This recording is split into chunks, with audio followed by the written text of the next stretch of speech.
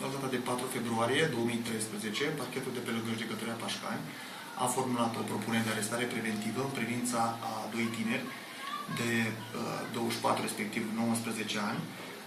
cercetați într-un dosar penal sub aspectul săvârșirii infracțiunilor de furt calificat și distrugere și semnalizare falsă, din cauza faptului că aceștia, în nopțile de 30 spre 31 a 1 2013, respectiv 0203 februarie 2013, au sustras 12 transformatoare din linia electrică ce deservește calea ferată dintre localitățile Sârca și Târgu Frumos, punând în pericol siguranța circulației și producând un prejudiciu de circa 60 de milioane de lei. Această propunere de care vorbeam a fost admisă de judecătorii pășcăneni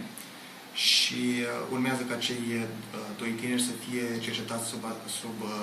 stare de arest preventiv, iar dacă vor fi găsiți vinovați, riscă o pedeapsă de până la 18 ani.